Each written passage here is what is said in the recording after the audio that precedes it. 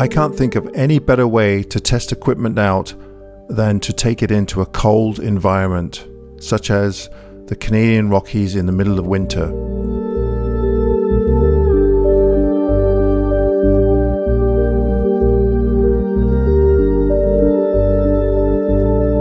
Having photography equipment fail in the middle of a winter photography trip can be extremely frustrating, and it can be even more frustrating and miserable if you combine that with not being prepared for winter conditions.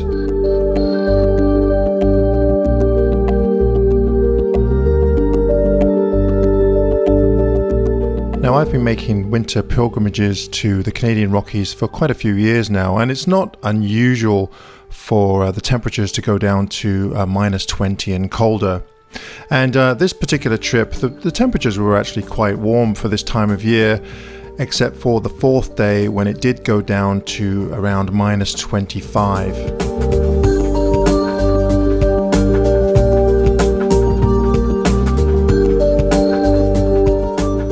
Now, minus 25 is cold, but it's not unbearable, and generally speaking, as long as I'm moving around a little bit, I can stay quite warm. It's usually my camera gear that starts to fail, and on the fourth day, when we did get temperatures down in the minus 25 range, I had a few problems with my cameras, especially my video cameras. Now, for video, I use a Sony RX100 version 5, and I really like the camera. Problem is, when it gets cold out, it's totally useless. The batteries last for maybe 5-10 minutes in the video mode, and then it just dies.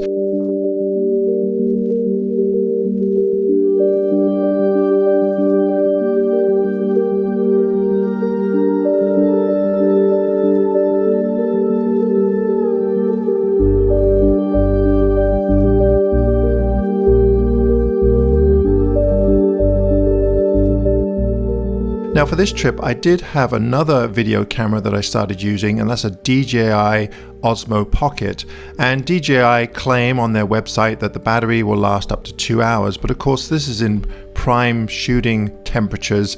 When it gets down to minus 20, I was lucky if the battery would last for 10 minutes. And the problem with the Osmo Pocket is that you can't change the batteries. The battery is actually built into the unit. So now, something that I could have tried that I didn't was attach an external battery pack and then keep that in my pocket to keep it warm, and then just have a cable running from the battery pack right to the bottom of the Osmo, and the camera will still work in that mode.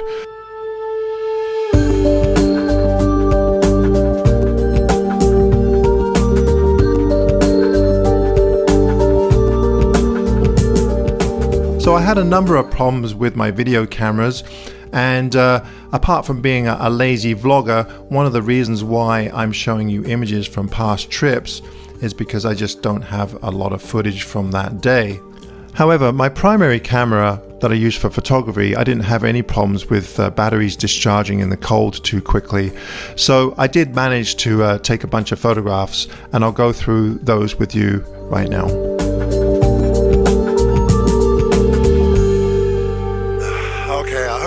Okay, I've really come down with quite the cold, so I'm losing my voice here. So I've come out this morning. This is day 4, I think, of our trip to the Rockies, and I'm still here with Tom Heaton and Nick Page and Gavin Hardcastle. And I have to admit, I got up a little bit late this morning because I've been sleeping in my van. And this morning it was minus 21, so it's a bit slow going. These guys are staying in a lodge, which is probably a smarter thing to do. It was nice and toasty, but you know, I like to keep on some kind of budget because it gets quite expensive after a while. Anyway, we've come down to Mount Chephren, which is about an hour's drive north of Lake Louise, and the skies are just absolutely clear right now, which isn't usually my favorite type of light. Had a magnificent sunrise this morning, but of course I got here a little bit late and these guys are already set up and everything. But I've walked down the trail a little bit at the end of the lake, and I just found these amazing, I guess I'm going to call them snow pillows, with all this hoarfrost, and I really love this stuff. I love the intimate details reflections, you know, stuff like that. I'm not so much into the grand mountain scenes. I noticed there is another photographer down here, but this is just superb. So I'm going to search around here and see if I can find a composition. I'm sure I can find something out of this because it's just a lovely pattern shots, you know. So yeah, I'm pretty happy I found this, and perhaps I can get the reflection of the mountains in the stream here. I'm actually on the wrong side of the river, so, and I'm not going to get my feet wet, not when it's minus 20 out. It probably wouldn't do my cold any good either.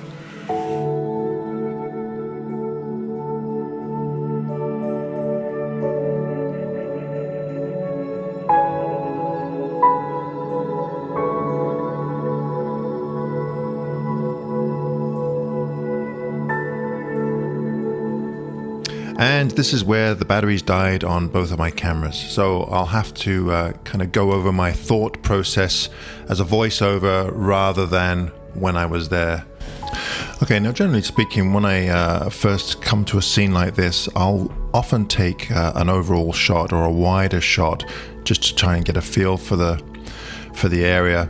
And this first image here is such a shot. So I've kind of pinpointed some hoarfrost surrounding all these snowy hummocks. Now the creek itself had a lot of texture in it, and I didn't necessarily want that. So what I did in this photograph is I added a 10-stop ND filter. Now the 10-stop was a little bit strong, but that's all I had at hand, so that's what I used. And you'll notice that's really smoothed the water out, so all your attention goes to the rocks and the snow on top of them. But you know, even though I quite like this image, it doesn't really represent what I loved about the spot. So this next image here has a more definitive shape, and I'll often do this. I'll try to look at a potential composition in shapes and shades and colors and other shapes that might balance out with the shapes that you're kind of zeroing in on. And in this case, I really quite like the shape in the bottom of the frame here, and I liked how the little pebble with the snow on it in the bottom right kind of balanced out that larger rock. There are lots of other kind of snowy pillows in this photograph, but you'll notice that none of them have a definitive shape like the two in the bottom there. So your attention goes to those shapes that are more defined. And then in the last image here, I think this is probably my favorite out of the three, because we have a very definitive rock in the bottom right there, and then it's surrounded by all this hoarfrost, but you'll notice that there's all these shapes and curves that kind of surround that rock that give it a nice environment to sit in. You'll also notice that there's an interesting shape. I guess it's just ice there. It almost looks like a small bird or a chicken. So you kind of look at this and think, oh yeah, it looks like a little bird that's laid a big egg. And I love stuff like that because it just adds another dimension to your image. I didn't notice that at the time. It was actually pointed out to me, but yeah, it almost looks like a little bird with an egg below it. Now I have cropped this because the original frame, I think it had a little bit too much. It's just too long. There might be other ways that I can crop this, but for now I quite like the way that I've done it here. So it was a beautiful little area, and I'd love to go back again one day and get those same conditions, because I think there's a lot more potential in this spot.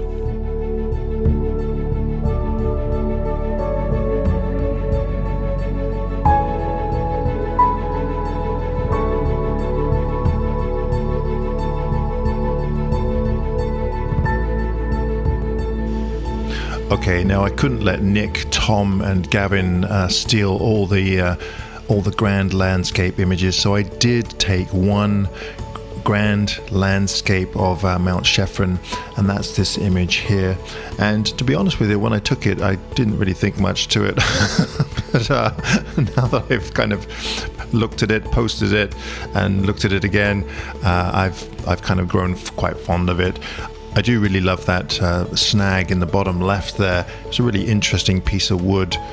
And luckily for me, there was a little sapling or a little tiny tree on the right side there So it does help to fill in that kind of expansive snowy section on there. That's the problem I have sometimes with taking photographs of mountains and snow, is finding a really compelling foreground. This kind of relates to when I was at Abraham Lake and I was having trouble finding foregrounds, and this was no different. So it was really nice to find this snag there. And of course a little bit of nice light on the side of the mountain, that helps a lot as well.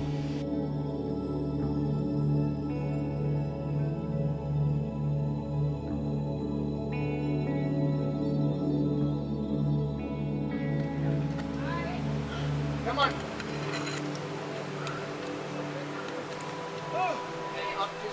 Oh yeah, there you go.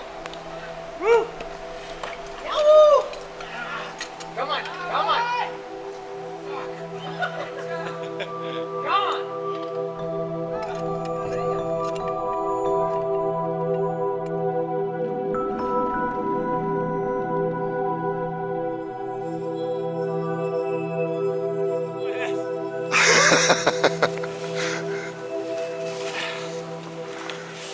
His snowshoes are nothing but a hindrance so far.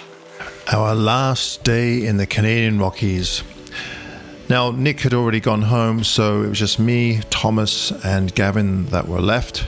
But we decided to go into an area that Gavin had been into a couple of times before, Heffner Creek Canyon. Heffner Creek Canyon is known for its ice climbing, and at the back of the canyon, there's a really cool cave with some very unusual icicles in it. Now, I'd never been there before, and Thomas obviously never been there before, so we weren't quite expecting the trip in that we had, and there was a couple of times there where I was starting to wonder if perhaps Gavin had a couple of screws loose. The canyon itself is quite steep, and hiking over the raging creek that wasn't quite frozen was a little unnerving sometimes, especially when my foot went through the ice and you could see the creek beyond. Now, Gavin has some really cool shots from this cave, and I'm sure that he'll put them in his video, but I was a little bit unprepared for what we were going to try and photograph here. If you photograph these icicles in the daylight, they don't look so great. So the idea was to wait until it got dark and then get the flashlights out and a couple of other lights and shine lights behind these big icicles so that they really stand out from this cave. All right, after an arduous 30-mile hike through avalanche country, we made it. Jeez. Okay, 40 miles. Made it to these really cool looking, now are these stalactites or stalagmites? I forget which ones are which. It's the ones that come from up. Tights go down, mites go up. Oh, stalagmites. And to be honest with you, I have never seen ice go up. I've done quite a bit of ice climbing in the past, and obviously the waters or the ice is always coming down. But these are very cool indeed. But getting here is a little bit of a, well, I think Gavin's got a bit of a screw loose. But I think Tom's in agreement with me. So Gavin doesn't like hiking, but he's really excited about this little area here. Getting in is one thing, but getting out is another story. We're going to be hiking out in the dark, so that should be interesting. And it's snowing. And it's snowing. And there's a raging torrent of a river that we have to cross without falling in. And it's avalanche country. And it's avalanche country. I think I already said that. What other perils do we have to face? Goblins. Yeah. Wizards. And orcs.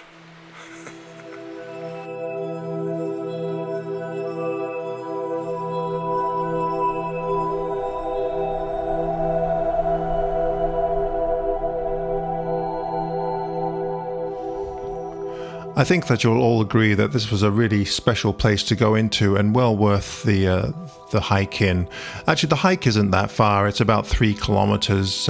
Just that the snow was quite deep, and getting down into the canyon and along the canyon was a little treacherous. But other than that, it was well worth the effort. Now, as far as this photograph goes, I really quite like it. I think I can do better, but now that I've been to the area, I know what to expect, and the next time I go in, I'll try some different compositions and perhaps some different techniques for blending and so on. But yeah, I just want to thank Gavin for taking us in there, because it was a really cool area.